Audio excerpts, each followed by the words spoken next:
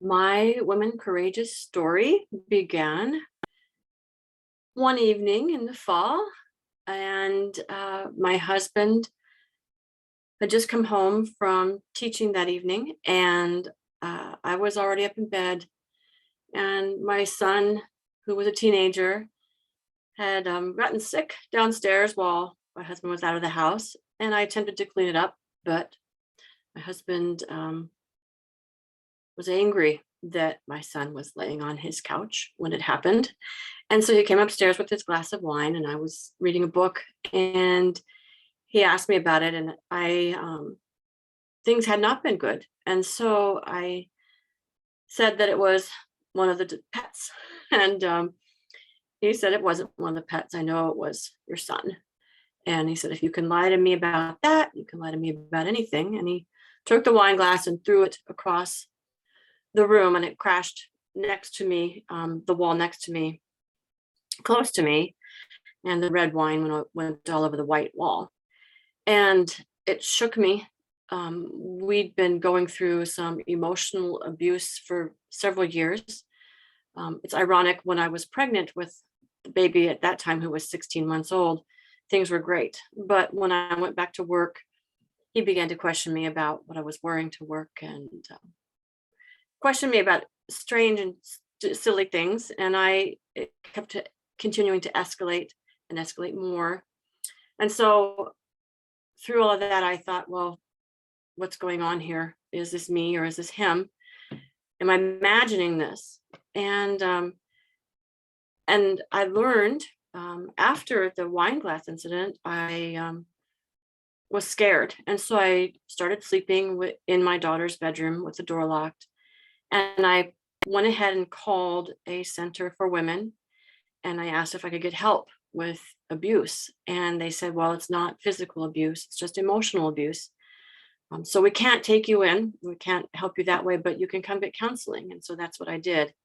And what I feel, that counselor truly saved my life. I started to push back through the counseling with my husband and challenge him a bit more and stand up for myself.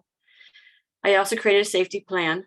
So my neighbors, my parents, I never shared anything with children, but my friends, even someone at my university where I worked, knew that things were going on in my life, and that if I didn't show up somewhere, that there might be a problem.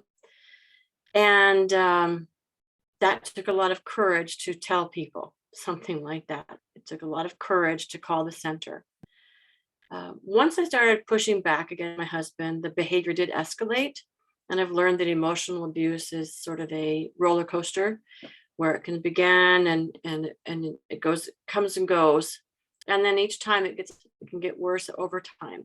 And it was getting worse over time. And he made, out of frustration, out of need for attention, I'm not sure, he stole some of my pain meds and went in his car and drove off. And I didn't know where he was going. And he took a bunch of the meds and uh, didn't come home. And so he had taken the pills. I did a safety check, and the police found him via his phone in his car and said that he'd taken a bunch of pills and he was passed out in his car. And so they checked him into a center and for 3 days. And so that was his first suicide attempt. And then 3 or 4 weeks went by. He came back home. Not that I wanted him to, but he did. And then he had a second attempt at suicide, and he was successful. And so the story is about how to keep yourself safe and how to take action, and how courage is part of that, because it's counterintuitive. It's nothing we want to do. But the more we talk about it as women, especially in terms of emotional abuse, because there's no bruises on the outside, there's only bruises on the inside. And it diminishes us, and we have to be courageous and fight against it, and fight for ourselves and for our families and for our safety. And that's what I want to share with you. And that's what I share in the chapter of Women Courageous. And that's what I'll share about in the session we have with you. Thanks so much.